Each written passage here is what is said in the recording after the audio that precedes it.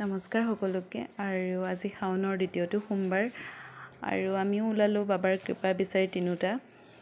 দেহা এবাৰ প্ৰথমবাৰৰ বাবে বাবাৰ ওচৰত যাব। এয়া তিনিওটা ওলাই ল'লোঁ।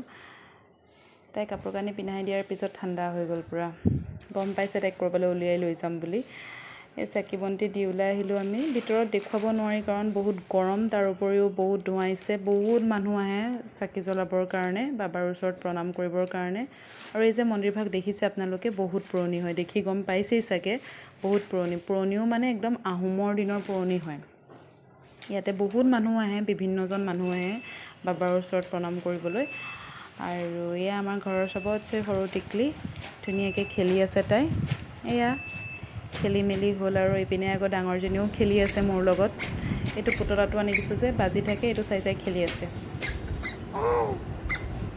তাৰপিছতে আবেলি হ'ল আৰু আবেলি হোৱাৰ পিছত তাইক পিন্ধাই উৰাই দিলোঁ। পিন্ধাই উৰাই দি দৈনন্দিন যিবিলাক কাম কৰি মেলি হোৱাৰ পিছতে মাৰ লগত অকণ খেলিছে। ছাগলী চাই চাই খেলি আছে ৰাস্তাত।